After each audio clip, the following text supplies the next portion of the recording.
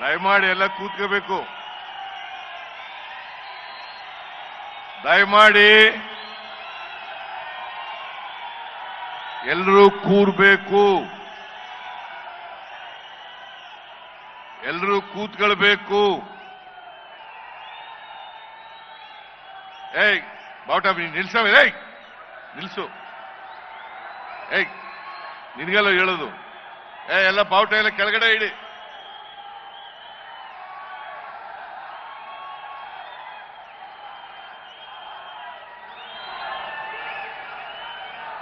ಅಖಿಲ ಭಾರತ ಕೂತ್ಕೊಳ್ರಿ.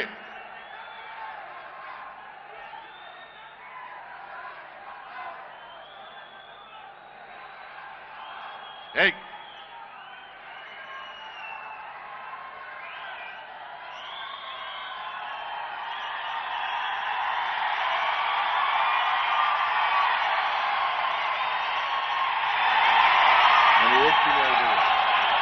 ಕೂತ್ಕೊಳ್ಳಿ ಮತ್ತೆ. ಕೂತ್ಕೊಳ್ರಿ. ಈಗ ನಿಮ್ ಗಲಾಟೆ ಕೇಳಬೇಕು, ನನ್ನ ಭಾಷಣ ಕೇಳ್ತೀರಾ? ದಯಮಾಡಿ ಕೂತ್ಕೊಳ್ಳಿ ಪ್ಲೀಸ್. ನಿಮ್ಮ ಅಭಿಮಾನಕ್ಕೆ, ನಿಮ್ಮ ಪ್ರೀತಿಗೆ ಸಹಸ್ರ ಸಹಸ್ರ ಧನ್ಯವಾದಗಳು. ಕೂತ್ಕೊಳ್ಳಿ ಪ್ಲೀಸ್. ಕೂರ್ರಿ.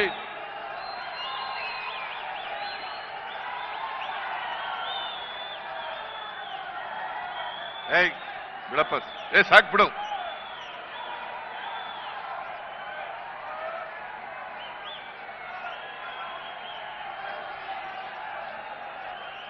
ಅಖಿಲ ಭಾರತ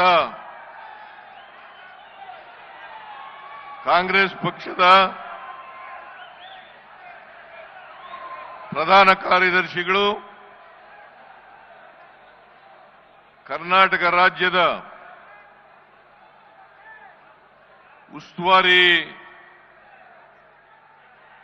ಉಸ್ತುವಾರಿಗಳು ಆದಂತ ಮಾನ್ಯ ಸುರ್ಜೇವಾಲಾ ಅವರೇ,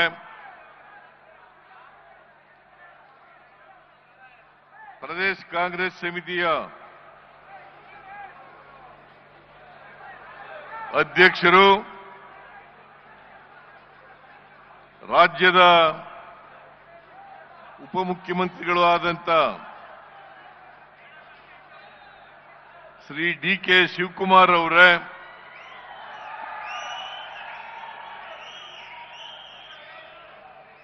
ವೇದಿಕೆ ಮೇಲಿರ್ತಕ್ಕಂಥ ಎಲ್ಲ ಸಚಿವ ಸಹೋದ್ಯೋಗಿಗಳೇ,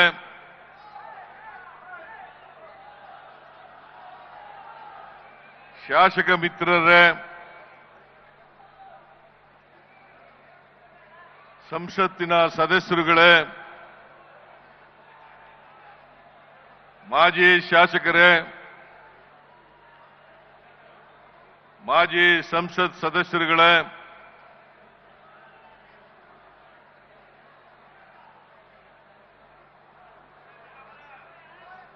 ಪ್ರದೇಶ ಕಾಂಗ್ರೆಸ್ ಸಮಿತಿಯ ಎಲ್ಲ ಪದಾಧಿಕಾರಿಗಳೇ, ಜಿಲ್ಲಾ ಕಾಂಗ್ರೆಸ್ಸಿನ ಅಧ್ಯಕ್ಷರುಗಳೇ, ಮುಂಚೂಣಿ ಘಟಕಗಳ ಎಲ್ಲ ಪದಾಧಿಕಾರಿಗಳೇ, ಇಲ್ಲಿ ಇಷ್ಟೊಂದು ಬೃಹತ್ ಸಂಖ್ಯೆಯಲ್ಲಿ ಸೇರಿರ್ತಕ್ಕಂಥ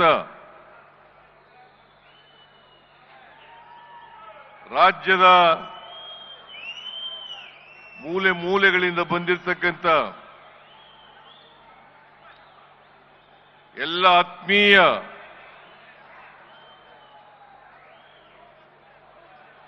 ಕಾರ್ಯಕರ್ತ ಬಂಧುಗಳೇ, ತಾಯಂದಿರೇ, ಎಲ್ಲ ಯುವಕ ಮಿತ್ರರೇ,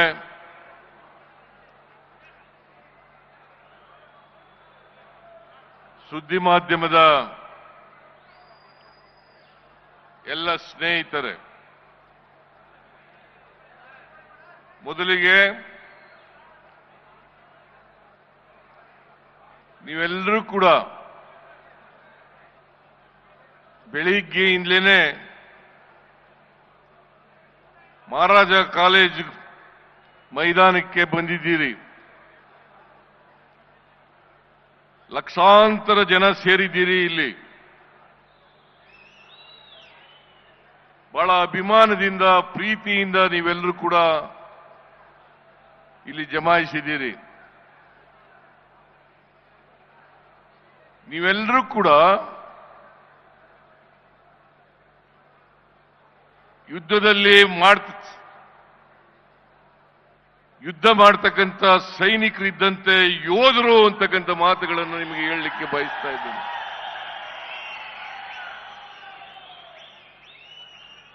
ಪ್ರಜಾಪ್ರಭುತ್ವಕ್ಕೆ ಅಪಾಯ ಬಂದಾಗ, ಸಂವಿಧಾನಕ್ಕೆ ಅಪಾಯ ಬಂದಾಗ ಈ ದೇಶದಲ್ಲಿ ನೀವೆಲ್ಲರೂ ಕೂಡ ಯೋಧರಂತೆ ಹೋರಾಟ ಮಾಡ್ತಿ ಪ್ರಜಾಪ್ರಭುತ್ವವನ್ನ, ಸಂವಿಧಾನವನ್ನ ರಕ್ಷಣೆ ಮಾಡ್ತಕ್ಕಂಥ ಕೆಲಸವನ್ನ ನೀವು ಮಾಡ್ತೀರಿ. ಇದನ್ನ ಸ್ವಾತಂತ್ರ್ಯ ಬಂದರಿಂದಲೂ ಕೂಡ ಇಲ್ಲಿವರೆಗೆ ನೀವೆಲ್ಲರೂ ಕೂಡ ಮಾಡ್ತಾ ಇದ್ದೀರಿ. ಅದಕ್ಕೋಸ್ಕರ ನಿಮ್ಮೆಲ್ಲರಿಗೂ ಕರ್ನಾಟಕದ 7 ಕೋಟಿ ಕನ್ನಡಿಗರಿಗೆ ನನ್ನ ಹೃತ್ಪೂರ್ವಕವಾದಂತಹ ಧನ್ಯವಾದಗಳನ್ನು ಈ ಸಂದರ್ಭದಲ್ಲಿ ಹೇಳಲಿಕ್ಕೆ ಬಯಸ್ತಾ ಇದ್ದೇನೆ. ಇವತ್ತು ಕ್ವಿಟ್ ಇಂಡಿಯಾ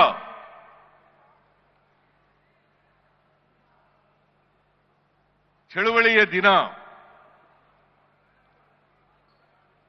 ಮಹಾತ್ಮ ಗಾಂಧೀಜಿಯವರು 1942 ಆಗಸ್ಟ್ 9ನೇ ತಾರೀಕು ಈ ದೇಶದ ಎಲ್ಲ ಜನರಿಗೆ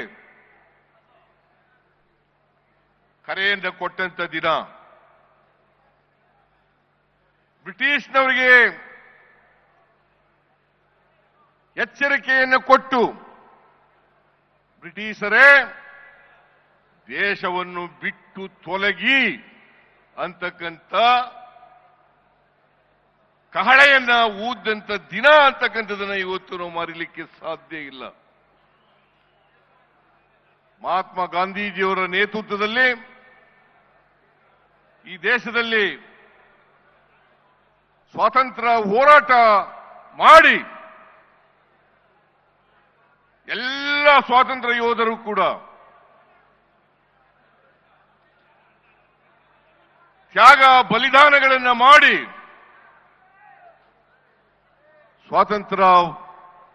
ಸ್ವಾತಂತ್ರ್ಯವನ್ನು ನಮ್ಮೆಲ್ಲರಿಗೂ ಕೂಡ ಲಭಿಸಿಕೊಟ್ರು. ಅಂತಿಮ ಕರೆಯನ್ನು ಮಹಾತ್ಮ ಗಾಂಧೀಜಿಯವರು ಕೊಟ್ಟರು. ಬ್ರಿಟಿಷರೇ ಭಾರತವನ್ನು ಬಿಟ್ಟು ತೊಲಗಿ. ಆ ದಿನ ಇವತ್ತು ಸಮಾವೇಶ ಮಾಡಬೇಕಾದಂತ ಅನಿವಾರ್ಯತೆ ಇದೆ. ನಾನು ಈ ಸಂದರ್ಭದಲ್ಲಿ ಈ ನಾಡಿನ ಎಲ್ಲ ಜನರಿಗೆ, ದೇಶದ ಎಲ್ಲ ಜನರಿಗೆ ಕ್ವಿಟ್ ಇಂಡಿಯಾ ದಿನದ ಶುಭಾಶಯವನ್ನ ಎಲ್ರಿಗೂ ಕೂಡ ಕೋರ್ಲಿಕ್ಕೆ ಬಯಸ್ತಾ ಇದ್ದೇನೆ.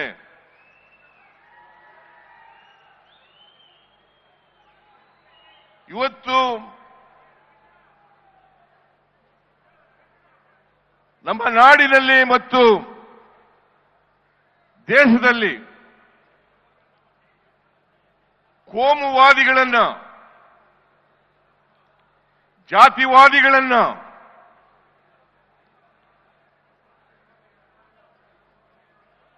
ಪಾಳ್ಯಗಾರಿಕೆ ಪ್ರವೃತ್ತಿ ಇರ್ತಕ್ಕಂಥವರನ್ನ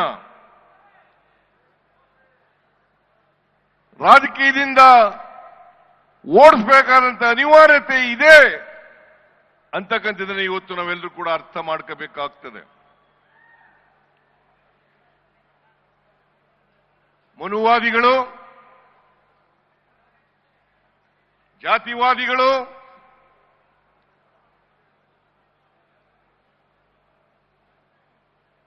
ಹಾಗೂ ಪಾಳ್ಯಗಾರಿಕೆ ಪ್ರವೃತ್ತಿ ಇರ್ತಕ್ಕಂಥವ್ರು ಇವ್ರು ಯಾರು ಕೂಡ ಶೋಷಿತರು ಅಧಿಕಾರ ಮಾಡತಕ್ಕಂಥದನ್ನ ಸಹಿಸಲ್ಲ. ಇದನ್ನ ನಾವೆಲ್ಲರೂ ಕೂಡ ಒಕ್ಕೊಲಿನಿಂದ ಖಂಡಿಸಬೇಕಾಗ್ತದೆ, ವಿರೋಧ ಮಾಡಬೇಕಾಗ್ತದೆ. ಅದಕ್ಕೋಸ್ಕರವಾಗಿ ಈ ಸಮಾವೇಶವನ್ನ ಏರ್ಪಾಡು ಮಾಡಿರ್ತಕ್ಕಂಥದ್ದು.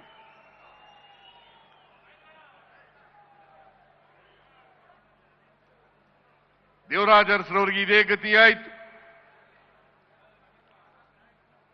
ಬಂಗಾರಪ್ಪನವ್ರಿಗೆ ಇದೇ ಗತಿಯಾಯಿತು, ಮೊಯ್ಲಿಯವರಿಗೆ ಅವ್ರು ಯಾರನ್ನೂ ಕೂಡ ಸಹಿಸಿಕೊಳ್ಳಲಿಲ್ಲ. ಇದೇ ಕುಮಾರಸ್ವಾಮಿ, ದೇವೇಗೌಡರು, ಧರ್ಮಸಿಂಗ್ ಅವರಿಗೆ ಕೊಟ್ಟಿದ್ದಂತ ಮಾತನ್ನ ಮುರಿದು ತಾವೇ ಅಧಿಕಾರಕ್ಕೆ ಬರ್ತಕ್ಕಂಥ ಕೋಮುವಾದಿಗಳ ಜೊತೆ ಸೇರ್ಕೊಂಡು ಅಧಿಕಾರಕ್ಕೆ ಬರ್ತಕ್ಕಂಥ ಪ್ರಯತ್ನವನ್ನ ಮಾಡಿದ್ರು,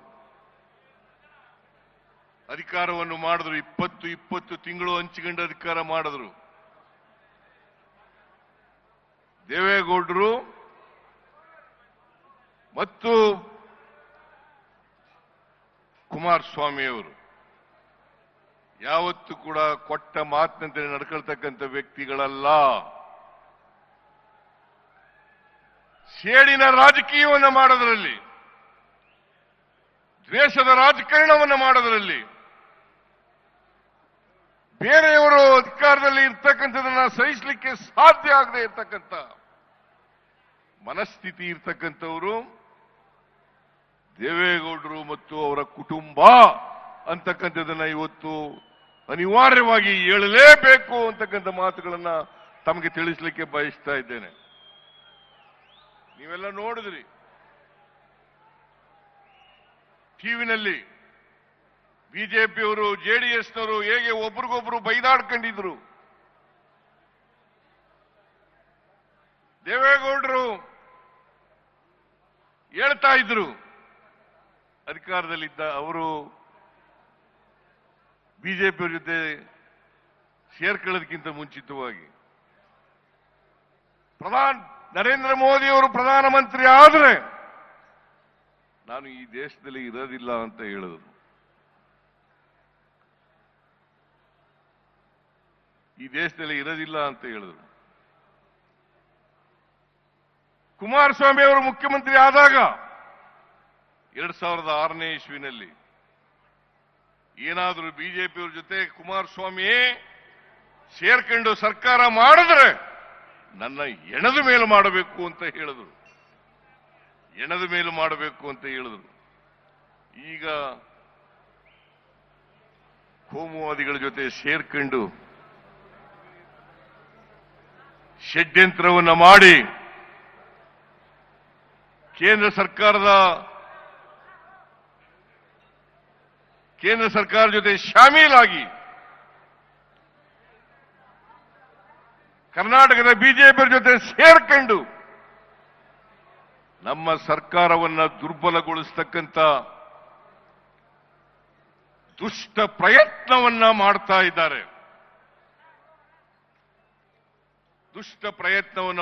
ಇದ್ದಾರೆ. ನಾನು ನಿಮಗೆ ತಿಳಿಸಲಿಕ್ಕೆ ಬಯಸ್ತಾ ಇದ್ದೇನೆ, ಗೊತ್ತಿದೆ ನಿಮ್ಗೆಲ್ಲರಿಗೂ ಕೂಡ. ನಾನು 4 ದಶಕಗಳಿಂದ ರಾಜಕೀಯದಲ್ಲಿದ್ದೇನೆ. 4 ದಶಕಗಳಿಂದ ನಾನು 1984 ಆಗಸ್ಟ್ 17ರಂದು ಮಂತ್ರಿಯಾದೆ. ಅಂದಿನಿಂದ ಇವತ್ತಿನವರೆಗೆ ಅನೇಕ ಖಾತೆಗಳನ್ನು ನಿಭಾಯಿಸತಕ್ಕಂಥ ಅವಕಾಶ ಸಿಕ್ಕಿತ್ತು. ನಿಮ್ಮೆಲ್ಲರ ಆಶೀರ್ವಾದ, ನಿಮ್ಮ ಆಶೀರ್ವಾದದ ಫಲದಿಂದ 4 ದಶಕಗಳ ಕಾಲ ಈ ರಾಜ್ಯದ ರಾಜಕೀಯದ ಮುಂಚೂಣಿನಲ್ಲಿರ್ತಕ್ಕಂಥ ಅವಕಾಶವನ್ನ ಒದಗಿಸಿಕೊಟ್ಟಿದ್ರಿ. ಈ 4 ದಶಕಗಳ ಕಾಲ ನಾನು ಮಂತ್ರಿಯಾಗಿದ್ದೆ, 2 ಸಾರಿ ಉಪಮುಖ್ಯಮಂತ್ರಿಯಾಗಿದ್ದೆ, 2 ಸಾರಿ ಡೆಪ್ಟಿ ಚೀಫ್ ಮಿನಿಸ್ಟರ್ ಆಗಿದ್ದೆ, 2 ಸಾರಿ ಮುಖ್ಯಮಂತ್ರಿ ಆಗಿದ್ದೇನೆ. 2013ರಿಂದ 2018ರವರೆಗೆ ಈ ರಾಜ್ಯದ ಜನರ ಆಶೀರ್ವಾದದಿಂದ, ಶಾಸಕರ ಬೆಂಬಲದಿಂದ ನಾನು ಮುಖ್ಯಮಂತ್ರಿ ಆಗ್ತಕ್ಕಂಥ ಅವಕಾಶ ಸಿಕ್ಕಿತ್ತು. ಮತ್ತೆ 2023 ಮೇ 20ರಿಂದ ಕರ್ನಾಟಕದಲ್ಲಿ 2ನೇ ಬಾರಿ ಮುಖ್ಯಮಂತ್ರಿ ಆಗ್ತಕ್ಕಂಥ ಅವಕಾಶ ಸಿಕ್ಕಿದೆ.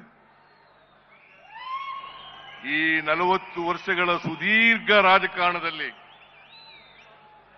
ನನ್ನ ಮೇಲೆ ಯಾವುದೇ ಕಪ್ಪು ಚುಕ್ಕಿ ಇಲ್ಲ.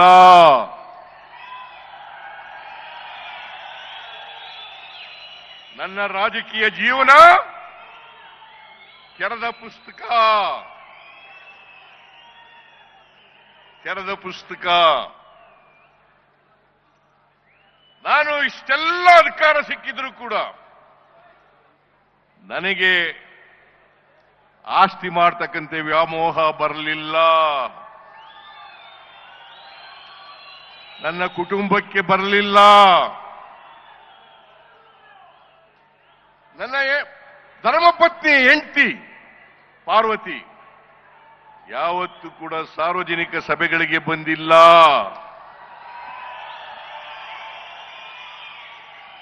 ನಾನು ಮಂತ್ರಿ ಆಗಲಿ ಮುಖ್ಯಮಂತ್ರಿ ಆಗಲಿ ಪ್ರಮಾಣ ವಚನ ಸ್ವೀಕಾರ ಮಾಡತಕ್ಕಂಥ ಸಮಾರಂಭಕ್ಕೂ ಬಂದಿಲ್ಲ. ಬಹುಶಃ ಇಲ್ಲಿ ಕೂತಿರ್ತಕ್ಕಂಥ ಅನೇಕ ಜನರು ನನ್ನ ಹೆಂಡತಿ ಮುಖನೂ ಕೂಡ ನೋಡಿಲ್ಲ.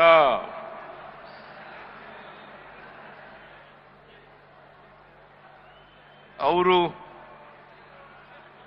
ತಪ್ಪು ಮಾಡಲಿಕ್ಕೆ ಸಾಧ್ಯನಾ? ನಾನು ತಪ್ಪು ಮಾಡಲಿಕ್ಕೆ ಸಾಧ್ಯನಾ? ಈ ರಾಜ್ಯದ ಜನರಿಗೆ ದ್ರೋಹ ಮಾಡಲಿಕ್ಕೆ ಸಾಧ್ಯನಾ?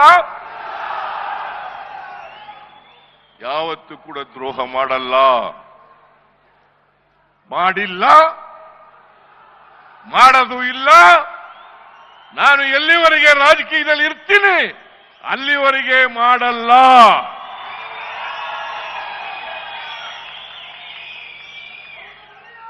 ಈ ಸಮಾಜದ ಶೋಷಿತರ ಪರವಾಗಿ, ಬಡವರ ಪರವಾಗಿ, ಪರಿಶಿಷ್ಟ ಜಾತಿ ಪರಿಶಿಷ್ಟ ವರ್ಗದವರ ಪರವಾಗಿ ಅವರನ್ನ ಸಾಮಾಜಿಕವಾಗಿ ಆರ್ಥಿಕವಾಗಿ ಸಮಾಜದಲ್ಲಿ ಶಕ್ತಿ ಕೊಟ್ಟು ಅವರನ್ನು ಕೂಡ ಮುಖ್ಯವಾಹಿನಿಗೆ ತರಬೇಕು ಅಂತಕ್ಕಂಥ ಹಂಬಲ ಬಿಟ್ರೆ ಆಸ್ತಿ ಮಾಡಬೇಕು, ಜಮೀನುಗಳನ್ನು ಮಾಡಬೇಕು, ಪ್ರಾಪರ್ಟಿ ಮಾಡಬೇಕು, ಬಿಲ್ಡಿಂಗ್ಗಳನ್ನು ಕಟ್ಟಬೇಕು ಅಂತಕ್ಕಂಥ ವ್ಯಾಮೋಹ ಇಲ್ಲ. ನಾನು ರಾಜಕೀಯ ಪ್ರಾರಂಭ ಮಾಡಿದ್ದು 0 ಇಂದ.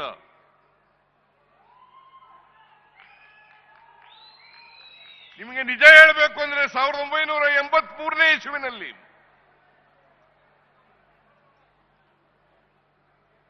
ನಾನು ಡಿಪಾಸಿಟ್ ಹಣ ಕಟ್ಟಬೇಕಾದ್ರೆ ನನ್ನ ಹತ್ರ ₹1 ಇರಲಿಲ್ಲ. ನಾನು ಕೋರ್ಟ್ನಲ್ಲಿ ಲಾಯರ್ ಕೆಲಸ ಮಾಡ್ಕೊಂಡಿದ್ದೆ. ಮೈಸೂರು ತಾಲೂಕಿನ ಚಾಮುಂಡೇಶ್ವರಿ ಕ್ಷೇತ್ರದ ಎಲ್ಲ ಜನರು ಬಂದು ನೀವು ಚುನಾವಣೆಗೆ ನಿಲ್ಲೇಬೇಕು ಅಂತ ಹೇಳಿದ್ರು. ನಮ್ಮ ಆಫೀಸ್ ಕ್ಲರ್ಕ್ ಆನಂದ ಇವತ್ತು ಬದುಕಿಲ್ಲ. ಅವನಿಗೆ ಹೇಳಿ ಅವತ್ತು ಡಿಪಾಸಿಟ್ ಹಣ ₹250. ₹250 ಕೂಡ ನನ್ನ ಹತ್ರ ಇರಲಿಲ್ಲ. ಆ ₹250 ಆನಂದ ಕಟ್ಟದ.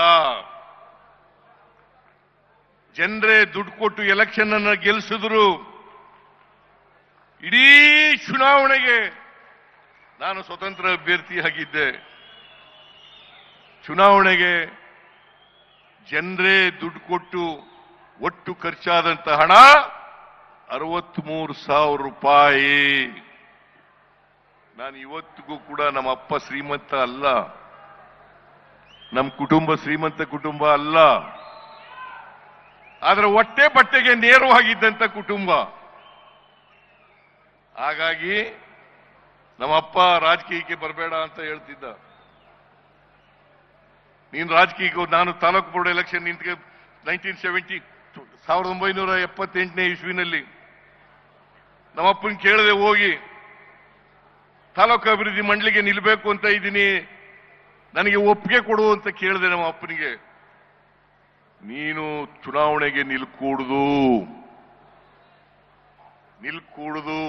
ಅಂತ ನಮ್ಮ ಅಪ್ಪ ಹಠ ಮಾಡಿದ್ರು.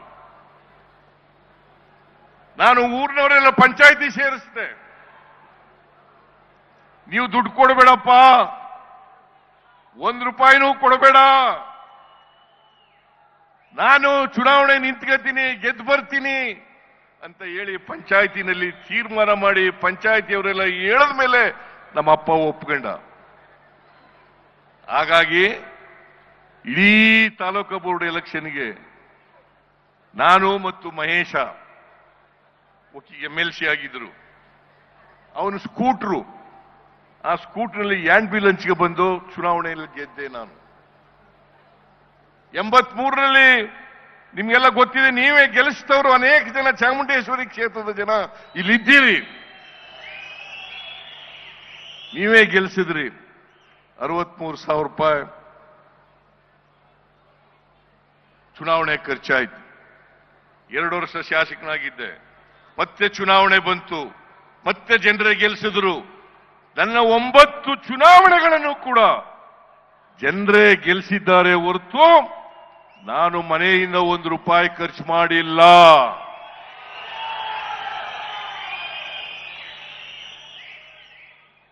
ನಾನು ರಾಜಕೀಯವಾಗಿ ಈ ಸಮಾಜದಲ್ಲಿರ್ತಕ್ಕಂಥ ಬಡವರು, ದಲಿತರು, ಹಿಂದುಳಿದವರು, ಅಲ್ಪಸಂಖ್ಯಾತರು, ಮಹಿಳೆಯರು, ರೈತರು, ಇವರಿಗೆ ನ್ಯಾಯ ಸಿಕ್ಕಬೇಕು ಅಂತೇಳಿ ಹೋರಾಟ ಮಾಡ್ತಾ ಇದ್ದೀನಿ. ನಾನು ಬದುಕಿರೋವರೆಗೂ ಕೂಡ ಹೋರಾಟ ಮಾಡ್ತೀನಿ. ಈ ಬಿಜೆಪಿಯವರು, ಜೆಡಿಎಸ್ನವರು ಸೇರ್ಕೊಂಡು ದುರುದ್ದೇಶದಿಂದ ಎಷ್ಟೇ ಪಾದಯಾತ್ರೆ ಮಾಡಿದ್ರು ಕೂಡ ನಾನು ಜಗ್ಗವನಲ್ಲ, ನಾನು ಬಗ್ಗವನೂ ಅಲ್ಲ.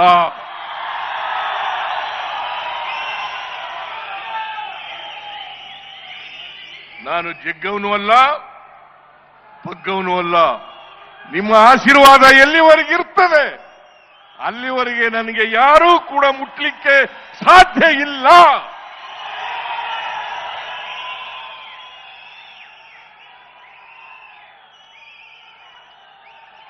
ನಿಮ್ಮ ಆಶೀರ್ವಾದ ಇರೋವರೆಗೆ ನಾನು ಮುಟ್ಟಕ್ಕಾಗುತ್ತಾ?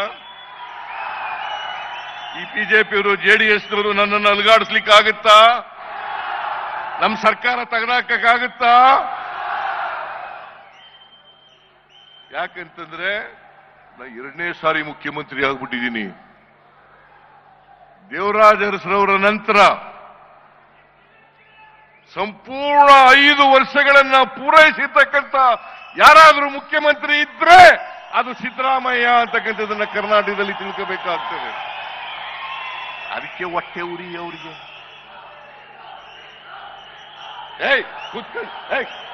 ಕೂತ್ಕೊಂಡ್ರ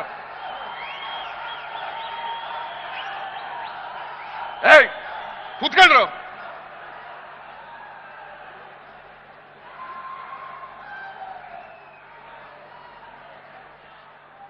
ಎಲ್ಲಿವರೆಗೆ ನಿಮ್ಮ ಆಶೀರ್ವಾದ ಇರ್ತದೆ,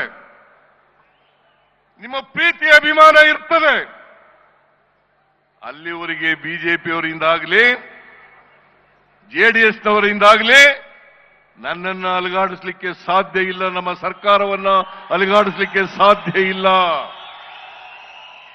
ನನಗೆ ಗೊತ್ತಿದೆ, ನೀವೆಲ್ಲರೂ ಕೂಡ ಯೋಧರಂತೆ ಹೋರಾಟ ಮಾಡೇ ಮಾಡ್ತೀರಿ ನನ್ನ ಪರವಾಗಿ ಅಂತಕ್ಕಂಥ ಸಂಪೂರ್ಣ ವಿಶ್ವಾಸ ನನ್ನಲ್ಲಿದೆ. ಮಹಾತ್ಮ ಗಾಂಧೀಜಿಯವರು, ಅಂಬೇಡ್ಕರ್ ಅವರು ಹೇಳ್ತಾ ಇದ್ರು, ನಮ್ಮ ಸಂವಿಧಾನಕ್ಕೆ ಕಿಂಚಿತ್ತು ಆಪತ್ತು ಬಂದಾಗ ನೀವೆಲ್ಲ ಹೋರಾಟವನ್ನು ಮಾಡಿ ಪ್ರಜಾಪ್ರಭುತ್ವವನ್ನು ಉಳಿಸಬೇಕು, ಸಂವಿಧಾನವನ್ನು ಉಳಿಸಬೇಕು ಅಂತಕ್ಕಂಥ ಮಾತುಗಳನ್ನು ಹೇಳ್ತಾ ಇದ್ರು. ಇವತ್ತು ನಾವು ಪ್ರಜಾಪ್ರಭುತ್ವಕ್ಕಾಗಿ, ಸಂವಿಧಾನಕ್ಕಾಗಿ ನಿಮ್ಮ ಆಶೀರ್ವಾದ ಬಲದಿಂದ ಹೋರಾಟವನ್ನು ಮಾಡ್ತಾ ಇದ್ದೇವೆ.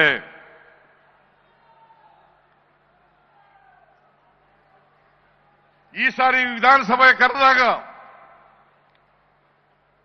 ಸುಳ್ಳು ಆರೋಪಗಳನ್ನು ಮಾಡಿ ಮಹರ್ಷಿ ವಾಲ್ಮೀಕಿ ಅಭಿವೃದ್ಧಿ ನಿಗಮದಲ್ಲಿ ಭ್ರಷ್ಟಾಚಾರ ಆಗಿದೆ.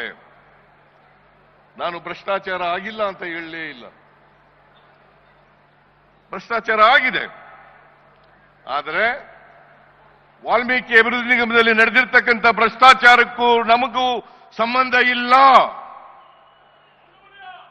ಫೈನಾನ್ಸ್ ಮಿನಿಸ್ಟರ್ಗೂ ಅದಕ್ಕೂ ಸಂಬಂಧ ಇಲ್ಲ. ನನ್ನನ್ನ ರಾಜಕೀಯವಾಗಿ ತುಳಿಬೇಕು, ಸಿಕ್ಕಿಸಬೇಕು ಅಂತ ಹೇಳಿ ಕುಟಿಲ ಪ್ರಯತ್ನವನ್ನ ಮಾಡಿದ್ರು. ಇಡೀ ಸದನ 10 ದಿನಗಳ ಕಾಲ ಕರೆದಿದ್ದು ನಾವು, 2 ವಾರ ಬರೀ ಇದೊಂದೇ ಇಶ್ಯೂ ಮೇಲೆ ಚರ್ಚೆ ಆಯಿತು. ಏನು ಸಿಗ್ಲಿಲ್ಲ. ಎಲ್ಲ ಜೆಡಿಎಸ್ನವರು ಮತ್ತು ಬಿಜೆಪಿಯವರು ನಾವು ಅವರಿಗೆಲ್ಲ ಚರ್ಚೆ ಮಾಡಲಿಕ್ಕೆ ಅವಕಾಶವನ್ನು ಕಲ್ಪಿಸಿಕೊಟ್ಟು ಬಹಳ ದೀರ್ಘಕಾಲ R Ashoka leader of the opposition 2 ದಿನ ಮಾತಾಡಿದ್ರು.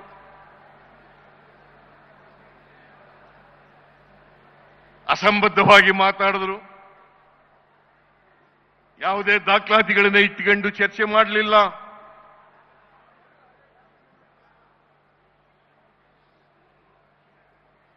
ಇವತ್ತು ಏನಾದ್ರೂ ನಾನು ಕೂಡಲೇ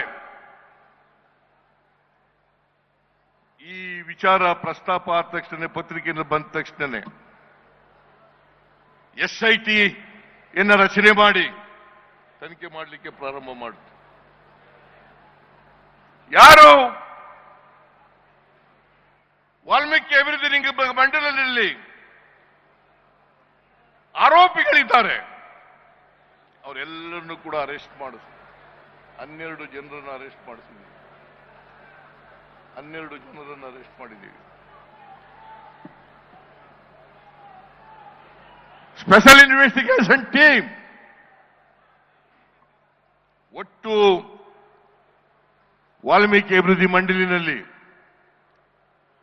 84,63,00,000 ಭ್ರಷ್ಟಾಚಾರ ಆಗಿರ್ತಕ್ಕಂಥದ್ದು. 84,63,00,000. ಅದು ಅಲ್ಲಿರ್ತಕ್ಕಂಥ ಅಧಿಕಾರಿಗಳು ಮತ್ತೆ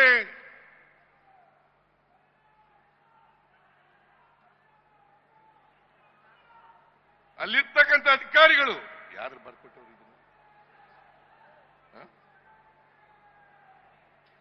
ಇದನ್ನು? ಅಲ್ಲಿರ್ತಕ್ಕಂಥ ಅಧಿಕಾರಿಗಳು ಭ್ರಷ್ಟಾಚಾರದಲ್ಲಿ ಶಾಮೀಲಾಗಿದ್ದಾರೆ ಅಂತೇಳಿ ಚಾರ್ಜ್ ಶೀಟ್ ಆಗಿದೆ. ಬಹುಶಃ ಇಂಥ ಹಗರಣದಲ್ಲಿ SIT ಪೊಲೀಸ್ನವರು 50 ಕೋಟಿ ರೂಪಾಯಿಗಳನ್ನ ರಿಕವರ್ ಮಾಡಿದ್ದಾರೆ. 50 ಕೋಟಿ ರೂಪಾಯಿಗಳನ್ನ ರಿಕವರ್ ಮಾಡಿದ್ದಾರೆ.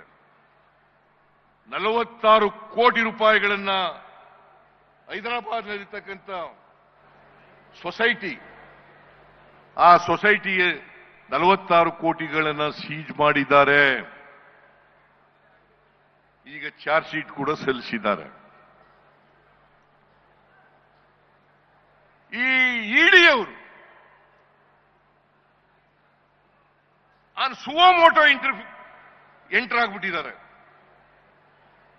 ಯಾವುದೇ ಎವಿಡೆನ್ಸ್ ಇಲ್ಲ, ಯಾವುದೇ ಸಾಕ್ಷ್ಯ ಇಲ್ಲ. ಆದರೂ ಕೂಡ ನನ್ನನ್ನ ಹೇಗಾದ್ರೂ ಮಾಡಿ ಸಿಕ್ಕಿಸ್ಬೇಕು ಅಂತೇಳಿ ಪ್ರಯತ್ನವನ್ನು ಮಾಡಿದ್ರು. ಅಲ್ಲಿ ಫೈನಾನ್ಸ್ ಡಿಪಾರ್ಟ್ಮೆಂಟ್ನವರು ರೋಲ್ನಲ್ಲಿ ಇಲ್ಲ ಅಂತ ಗೊತ್ತಾದ ಮೇಲೆ ಈಗ ಸುಮ್ಮನಾಗಿದ್ದಾರೆ.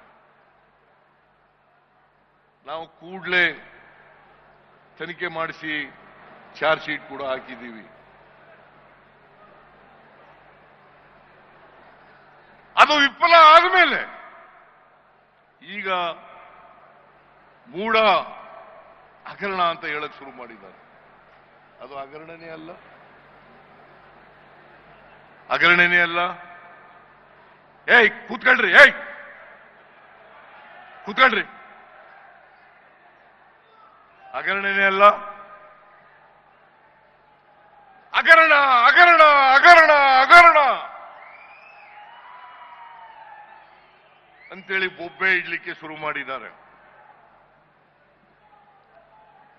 ಬೊಬ್ಬೆ ಇಡ್ಲಿಕ್ಕೆ ಶುರು ಮಾಡಿದ್ದಾರೆ. ಅಲ್ಲಿ ಯಾವುದೇ ತಪ್ಪು ಮಾಡಿಲ್ಲ, ನನ್ನ ಆದೇಶ ಇಲ್ಲ, ನನ್ನ ಪತ್ರ ಇಲ್ಲ, ನನ್ನ ಸ್ಟೇಟ್ಮೆಂಟ್ ಇಲ್ಲ. ಆದರೂ ಕೂಡ ಸಿದ್ದರಾಮಯ್ಯ ರಾಜೀನಾಮೆ ಕೊಡಬೇಕು, ಸಿದ್ದರಾಮಯ್ಯ ರಾಜೀನಾಮೆ ಕೊಡಬೇಕು. ಯಾರು ಅಶೋಕ, ಯಡಿಯೂರಪ್ಪ, ವಿಜಯೇಂದ್ರ, ಕುಮಾರಸ್ವಾಮಿ, ಇವ್ರು ಯಾವ ನೈತಿಕತೆ ಇದೆ? ಇವರಿಗೆ ನನ್ನ ರಾಜೀನಾಮೆ ಕೇಳ್ತಕ್ಕಂಥ ಯಾವ ನೈತಿಕತೆ ಇದೆ? ಯಡಿಯೂರಪ್ಪನವರು ಅವ್ರಿಗೇನಾದ್ರು ಮಾನ ಮರ್ಯಾದೆ ಇದ್ದಿದ್ರೆ ರಾಜಕೀಯದಿಂದ ನಿವೃತ್ತಿ ಆಗಬೇಕಾಗಿತ್ತು. 82 ವರ್ಷ ಅವರಿಗೆ, 82 ವರ್ಷ ಸೆಕ್ಷುವಲ್ ಹ್ಯಾರಾಸ್ಮೆಂಟ್ ಮಾಡಿ ಪೋಕ್ಸೋ ಕೇಸ್ನಲ್ಲಿ ಸಿಕ್ಕಾಕೊಂಡು ಚಾರ್ಜ್ ಶೀಟ್ ಹಾಕಿದ್ದಾರೆ ಅವ್ರ ಮೇಲೆ. ಪೋಕ್ಸೋ ಕೇಸ್ನಲ್ಲಿ ಸಿಕ್ಕಾಕೊಂಡು ಚಾರ್ಜ್ ಶೀಟ್ ಹಾಕಿದ್ದಾರೆ. ಅವರು ನಮಗೆ ಬುದ್ಧಿವಾದ ಹೇಳೋದು, ರಾಜೀನಾಮೆ ಕೊಡಿ, ರಾಜೀನಾಮೆ ಕೊಡಿ, ರಾಜೀನಾಮೆ ಕೊಡಿ. 10ನೇ ತಾರೀಕಿನೊಳಗಡೆ ರಾಜೀನಾಮೆ ಕೊಟ್ಬಿಡಬೇಕು. What moral right he has? Mister ಯಡಿಯೂರಪ್ಪನವರೇ, ನೀವು ಒಂದ ಎರಡ ಹಗರಣಗಳನ್ನು ಮಾಡಿರೋದು ನೀವು ಅಧಿಕಾರದಲ್ಲಿದ್ದಾಗ.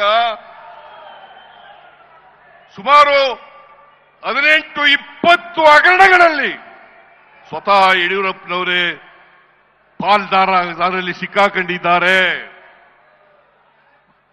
18-20 ಹಗರಣಗಳಲ್ಲಿ ಸಿಕ್ಕಾಕೊಂಡಿದ್ದಾರೆ.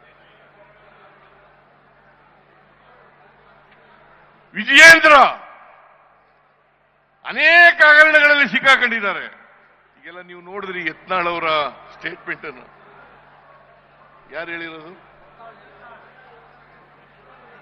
ಯಾರು ಹೇಳಿರೋದು? ಯಾವ ಪಾರ್ಟಿಯವರು? ಅವರು ಬಿಜೆಪಿ ಪಾರ್ಟಿಯವರು. Yatnal senior leader of the BJP party, ಅವರು ಹೇಳ್ತಾರೆ ಯಡಿಯೂರಪ್ಪ ಸಾವಿರಾರು ಕೋಟಿ ರೂಪಾಯಿಗಳನ್ನ, ವಿಜಯೇಂದ್ರ ಸಾವಿರಾರು ಕೋಟಿ ರೂಪಾಯಿಗಳನ್ನ ಒಡೆದಿದ್ದಾರೆ ಅಂತೇಳಿ. ವಿಶ್ವನಾಥ್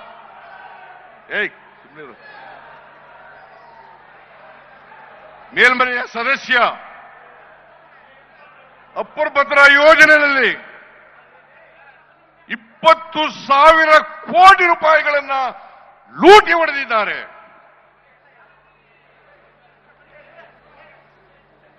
ಕುಮಾರಸ್ವಾಮಿ, ನಿಮ್ಗೆ ಯಾವ ನೈತಿಕತೆ ಇದೆಯೇನ್ರಿ? ಜಂತ್ಕಲ್ ಪ್ರಕರಣ ಮರೆತುಬಿಟ್ಟಿದ್ದೀರ, ಮೈನಿಂಗ್ ಪ್ರಕರಣ ಮರೆತುಬಿಟ್ಟಿದ್ದೀರ. ಈ ರಾಜ್ಯದ ಜನ ಮರೀಲಿಕ್ಕೆ ಸಾಧ್ಯ ಇಲ್ಲ. ಜಂತ್ಕಲ್ ಪ್ರಕರಣ ಸುಮಾರು 22 ಕಂಪನಿಗಳಿಗೆ ರಿನ್ಯೂವಲ್ ಮಾಡಿಕೊಟ್ಟಿದ್ದೀರಿ. ನಾಚಿಕೆ ಆಗಲ್ಲ ನಿಮಗೆ? ಮಾನ ಮರ್ಯಾದೆ ಏನಾದ್ರು ಇದೆಯಾ ನಿಮಗೆ? ನನ್ನ ರಾಜೀನಾಮೆ ಕೇಳಲಿಕ್ಕೆ, ನನ್ನ ರಾಜೀನಾಮೆ ಕೇಳಲಿಕ್ಕೆ ನಿಮ್ಗೆ ಯಾವ ನೈತಿಕ ಹಕ್ಕಿದೆ? ಆರ್ ಅಶೋಕ ಇವರು ಲ್ಯಾಂಡ್ ಗ್ರಾಂಟ್ ಕಮಿಟಿ ಚೇರ್ಮನ್ ಆಗಿದ್ರು. ಎಂತ ಕಾವಲದು?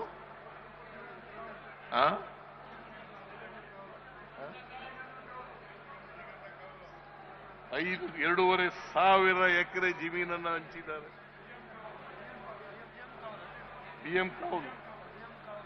BM ಕಾವಲು ಹೈಕೋರ್ಟ್ಗೆ ಹೋಗಿ, ಸುಪ್ರೀಂ ಕೋರ್ಟ್ಗೆ ಹೋಗಿ ಸ್ಟೇ ತಗೊಂಡಿದ್ದಾರೆ. ನಾಚಿಕೆ ಆಗಲ್ಲ? Even today the case is pending in the supreme court. Mister Ashok, ನಾಚಿಕೆ ಆಗಲ್ಲ ನಿಮ್ಗೆ? ನಾನೇನಾದ್ರು ತಪ್ಪು ಮಾಡಿದ್ದೀನಾ? ಯಡಿಯೂರಪ್ಪನ ಹತ್ರ ಡಿನೋಟಿಫೈ ಮಾಡಿದ್ದೀನಾ? ಯಡಿಯೂರಪ್ಪನ ತರ ಪ್ರೇರಣಾ ಸಂಸ್ಥೆಗೆ ಚೆಕ್ ಮೂಲಕ ದುಡ್ಡು ತಗೊಂಡಿದ್ದೀನಾ? ಈ ಪ್ರಶ್ನೆಗಳಿಗೆಲ್ಲ ಉತ್ತರ ಹೇಳಬೇಕು. ಎಲ್ಲ ಪ್ರಶ್ನೆಗಳಿಗೆ ಉತ್ತರ ಹೇಳಬೇಕು. ನಾನು ಯಾವತ್ತೂ ಕೂಡ ದ್ವೇಷದ ಶೇಡಿನ ರಾಜಕಾರಣವನ್ನು ಮಾಡಲಿಲ್ಲ. ಬಹುಶಃ ನಾನು ಮಾಡಿದ್ರೆ ಇವತ್ತಿನ ಪರಿಸ್ಥಿತಿ ಉದ್ಭವ ಆಗ್ತಾ ಇರಲಿಲ್ಲ.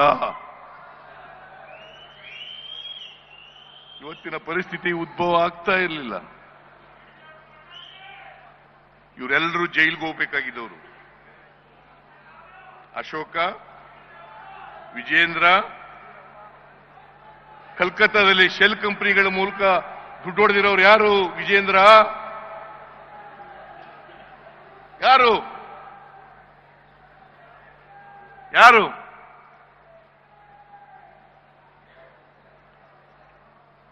ಇವರು ನನ್ನ ಬಗ್ಗೆ ಮಾತಾಡಲಿಕ್ಕೆ what moral right they have? 40 ವರ್ಷಗಳ ರಾಜಕಾರಣದಲ್ಲಿ ಅನೇಕ ವರ್ಷಗಳ ಕಾಲ ಅಧಿಕಾರದಲ್ಲಿದ್ರು ಕೂಡ ನಾನು 15 ಬಜೆಟ್ಗಳನ್ನು ಮಂಡಿಸಿದ್ದೀನಿ. ಸುಮಾರು 12-13 ವರ್ಷ ಹಣಕಾಸಿನ ಮಂತ್ರಿಯಾಗಿದ್ದೆ. ದಾಖಲೆಯ ಬಜೆಟ್ ಅನ್ನು ಮಂಡಿಸಿದ್ದೀನಿ. ನನಗೆ ಆಸ್ತಿಗಳ ವ್ಯಾಮೋಹ ಇದ್ದಿದ್ರೆ ಕೋಟಿಗಟ್ಟಲೆ ಹಣ ಮಾಡ್ಕೋಬಹುದಾಗಿತ್ತಲ್ಲ.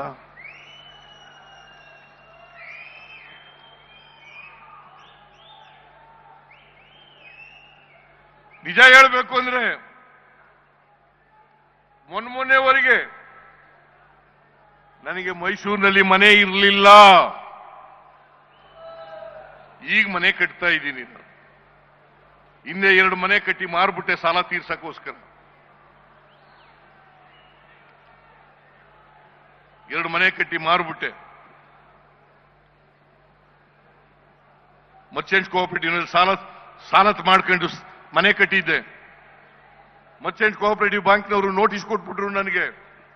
ಅದಕ್ಕೋಸ್ಕರ ವಿಜಯನಗರ ಮನೆ ಮಾರ್ಬಿಟ್ಟೆ. ಈ ಮನೆ ಮಾರಿ 30 ಲಕ್ಷ ಸಾಲ ತಗೊಂಡಿದ್ದೆ.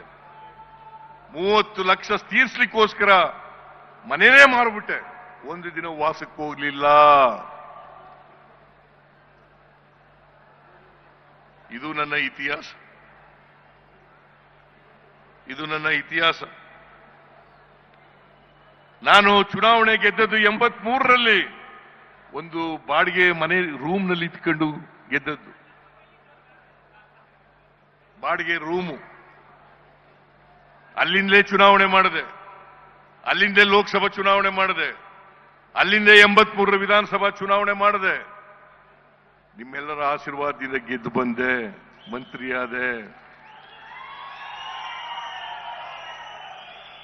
ಹೇಳಿ ನನಗೆ, ಈಗ ಕಟ್ತಾ ಇರ್ತಕ್ಕಂಥ ಮನೆ ಬಿಟ್ಟು ಒಂದೇ ಒಂದು ಸೈಟ್ ಇದ್ರೆ ತೋರಿಸ್ಲಿ ನೋಡೋಣ. ನಾನು ಮೈಸೂರು ನಗರದಲ್ಲಿ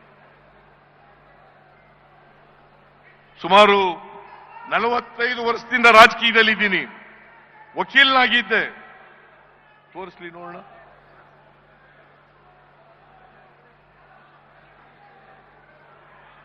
ಅದರಿಂದ ಇವತ್ತು ಏನು ಮೂಡಾದಲ್ಲಿ ಆಗಿದೆ ಅಂತ ಒಬ್ಬೆ ಹೊಡಿತಾ ಇದ್ದಾರೆ. ನನ್ನನ್ನ ಸಿಕ್ಕಿಸಬೇಕು ಅಂತ ಪ್ರಯತ್ನವನ್ನು ಮಾಡ್ತಾ ಇದ್ದಾರೆ. ರಾಜಭವನವನ್ನ ದುರುಪಯೋಗ ಮಾಡಿಕೊಳ್ಳಲಿಕ್ಕೆ ಪ್ರಯತ್ನವನ್ನು ಮಾಡ್ತಾ ಇದ್ದಾರೆ. ಈ ಷಡ್ಯಂತ್ರದಲ್ಲಿ ಕೇಂದ್ರ ಸರ್ಕಾರ, ಕುಮಾರಸ್ವಾಮಿ, ಯಡಿಯೂರಪ್ಪ, ವಿಜಯೇಂದ್ರ, ಅಶೋಕ ಇವರೆಲ್ಲರೂ ಕೂಡ ಸೇರ್ಕೊಂಡಿದ್ದಾರೆ. ಈ ಷಡ್ಯಂತ್ರದಲ್ಲಿ ಇವರೆಲ್ಲರೂ ಕೂಡ ಸೇರ್ಕೊಂಡಿದ್ದಾರೆ. ನಿಮಗೆ ಸುಮ್ಮನೆ ಒಂದು ಉದಾಹರಣೆ ಹೇಳಬೇಕು ಅಂತಂದ್ರೆ, ಇವತ್ತು ಕ್ರೆಡಿಬಿಲಿಟಿ ಇಲ್ಲದೆ ಇರತಕ್ಕಂಥ ಅಬ್ರಾಮ್ ನನ್ನ ಕಂಪ್ಲೇಂಟ್ ಕೊಡ್ತಾರೆ ಗವರ್ನರ್ಗೆ. 26/7/2024 11:15 ಗಂಟೆಗೆ ಅವರು ರಾತ್ರಿ 10 ಗಂಟೆಗೆ ಶೋಕಾಸ್ ನೋಟಿಸ್ ತಯಾರು ಮಾಡಿಬಿಡ್ತಾರೆ. ನಾನು ಘನತೆವೆತ್ತ ರಾಜ್ಯಪಾಲರು, ಸಂವಿಧಾನದ ಹೆಡ್ಡು, ಕಾನೂನನ್ನು ಎತ್ತಿಡಿಬೇಕಾದವರು, ಅವರು ಇದೇ ಕುಮಾರಸ್ವಾಮಿದು ಅಪ್ಲಿಕೇಶನ್ ಇರ್ತದೆ. ನವೆಂಬರ್ 2023 ಮೊನ್ನೆ ಕೊಟ್ಟಿದ್ದಾರೆ ಕ್ಲಾರಿಫಿಕೇಶನ್ ಕೇಳಿದ್ದಾರೆ. ಮೊನ್ನೆ ಕ್ಲಾರಿಫಿಕೇಶನ್ ಕೇಳಿದ್ದಾರೆ 29ನೇ ತಾರೀಕು.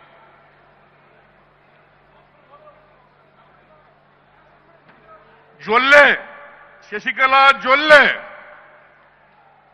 ಅವರು 22ನೇ ಇಸ್ವಿ, ಇವತ್ತಿನವರಿಗೆ ಏನು ಕೇಳಿಲ್ಲ, ಅವರಿಗೆ ನೋಟಿಸ್ ಕೊಟ್ಟಿಲ್ಲ.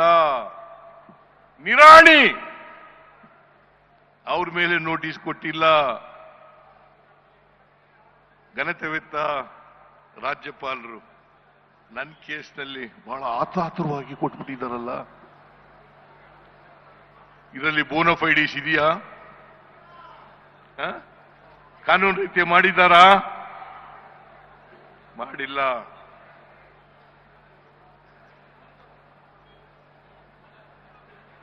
ಯಾರು ಇವರು? ಒಬ್ರ 25 ಲಕ್ಷ ಸುಪ್ರೀಂ ಕೋರ್ಟ್ನವರು ದಂಡ ವಿಧಿಸಿದ್ದಾರೆ ಇವರಿಗೆ. ಸುಪ್ರೀಂ ಕೋರ್ಟ್ನವರು 25 ಲಕ್ಷ ದಂಡ ವಿಧಿಸಿದ್ದಾರೆ. ರಾಧಾ ಅಂತಕ್ಕಂಥ ಒಬ್ಬ ಹೆಣ್ಮಗಳು ಅವ್ರು ಕಂಪ್ಲೇಂಟ್ ಕೊಟ್ಟಿದ್ದಾರೆ.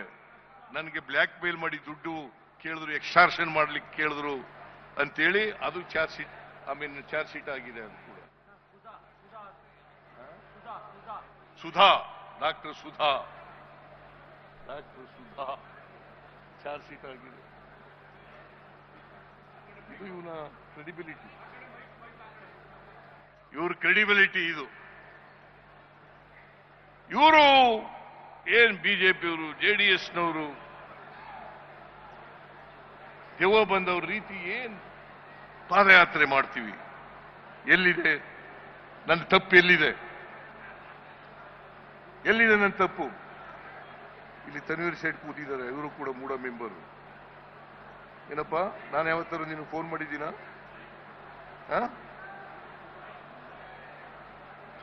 ಯಾವತ್ತೂ ನಾನು ಯಾವ ಸದಸ್ಯರಿಗೂ ಫೋನೂ ಮಾಡಿಲ್ಲ.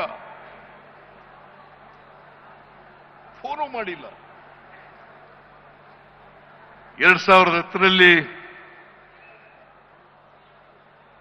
ದಾನ ಬರ್ಕೊಟ್ಟಾಗ ನನ್ನ ಬಾಂಬೆದ ಯಾರ ಅಧಿಕಾರದಲ್ಲಿದ್ರು?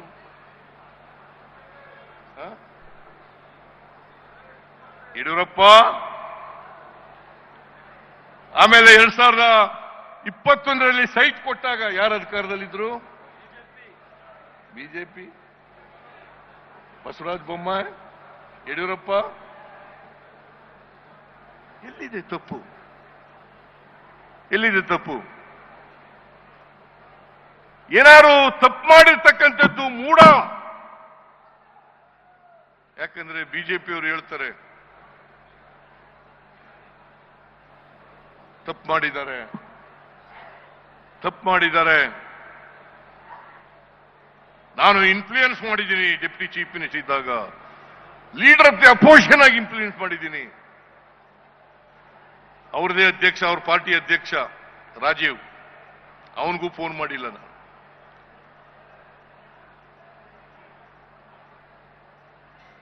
ಇವ್ರಿಗೆ ಯಾರಿಗೂ ಫೋನ್ ಮಾಡದೆ ನಮ್ ಜಮೀನ್ ತಕೊಂಡು ಅವರು ಸೈಟ್ ಮಾಡಿ, ಪಾರ್ಕ್ ಮಾಡಿ, ರಸ್ತೆಗಳು ಮಾಡಿ ಹಂಚ್ಬಿಟ್ಟು, ಸುಂದರಬಾನ್ ಅವರು ಒಬ್ರು ಹಿಂಗೆ ಜಮೀನ್ ಕಳ್ಕೊಂಡ್ರು. ಮೂಡಾದವರು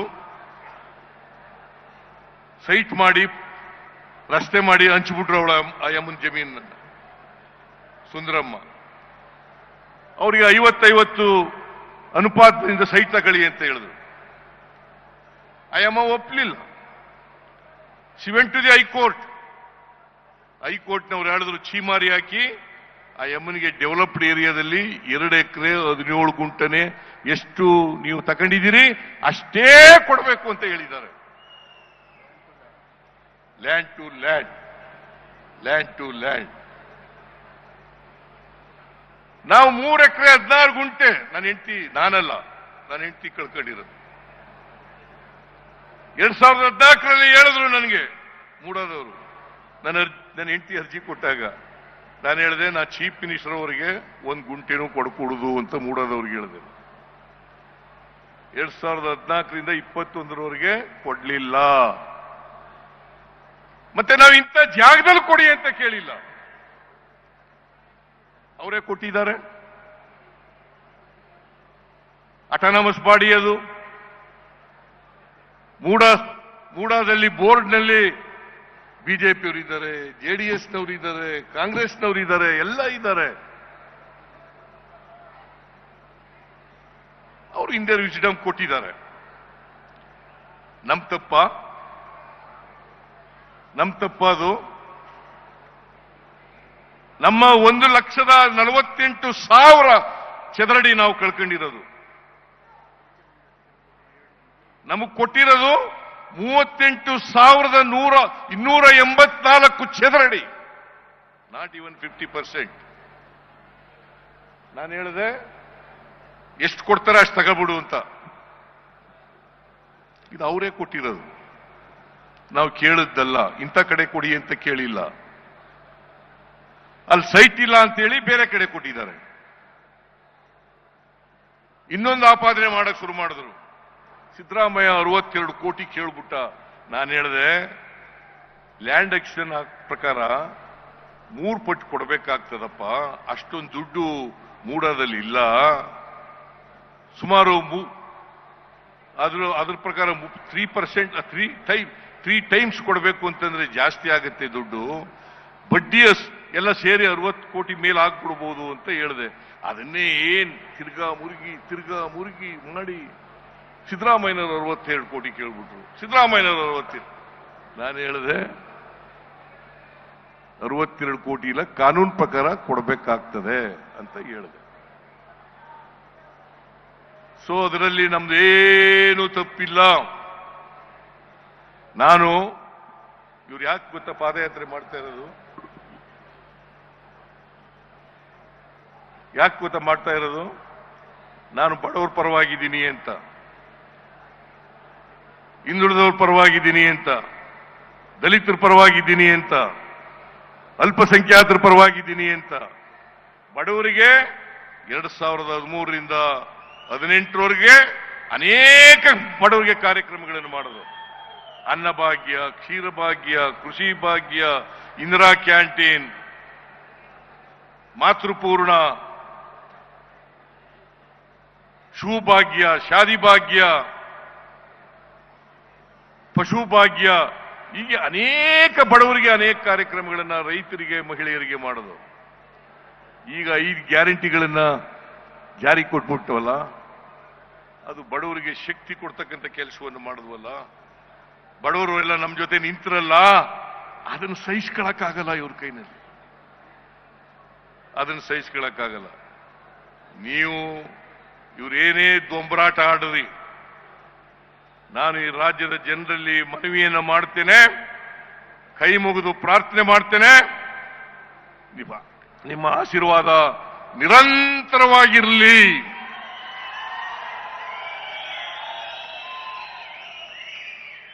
ನಿರಂತರವಾಗಿ ನೀವು ಹೋರಾಟ ಮಾಡ್ತೀರಿ ಅಲ್ವಾ? ಹೋರಾಟ ಮಾಡ್ತೀರಿ ಅಲ್ವಾ? ನಾನು ಈ ಬಿಜೆಪಿಯವರಿಗೆ, ಜೆಡಿಎಸ್ನವರಿಗೆ ಎದುರ್ಕೊಂಡು, ನಮ್ಮ ಈ ಮನುವಾದಿಗಳಿಗೆ ಎದುರ್ಕೊಂಡು, ಜಾತಿವಾದಿಗಳಿಗೆ ಎದುರ್ಕೊಂಡು ಮನೇಲಿ ಸುಮ್ಮನೆ ಕೂರವನಲ್ಲ, ನಾನು ಬಗ್ಗವನು ಅಲ್ಲ, ನಾನು ಜಗ್ಗವನು ಅಲ್ಲ ಅಂತಕ್ಕಂಥ ಮಾತುಗಳನ್ನ ಹೇಳಿ ನೀವೆಲ್ಲ ಇಷ್ಟೊಂದು ದೊಡ್ಡ ಸಂಖ್ಯೆಯಲ್ಲಿ ಬಂದಿದ್ದೀರಿ. ನೀವೆಲ್ಲರಿಗೂ ಧನ್ಯವಾದಗಳನ್ನು ಹೇಳಿ ಈ ಕಾರ್ಯಕ್ರಮವನ್ನು ಏರ್ಪಾಡು ಮಾಡಿದಂತ ಮೈಸೂರು ಜಿಲ್ಲೆಯ ಅಧ್ಯಕ್ಷರು, ನಗರದ ಜಿಲ್ಲೆಯ ಅಧ್ಯಕ್ಷರು, ಚಾಮರಾಜನಗರ ಜಿಲ್ಲೆಯ ಅಧ್ಯಕ್ಷರು, ಕೊಡಗು ಜಿಲ್ಲೆಯ ಅಧ್ಯಕ್ಷರು, ಹಾಸನ ಜಿಲ್ಲೆಯ ಅಧ್ಯಕ್ಷರು, ಮಂಡ್ಯ ಜಿಲ್ಲೆಯ ಅಧ್ಯಕ್ಷರು, ಅವರೆಲ್ಲರಿಗೂ ಧನ್ಯವಾದಗಳನ್ನು ಹೇಳಿ ನಾನು ಮಾತನ್ನು ಮುಗಿಸ್ತೇನೆ. ನಿಮ್ಮೆಲ್ಲರಿಗೂ ನಮಸ್ಕಾರ, ನಮಸ್ಕಾರ, ನಮಸ್ಕಾರ.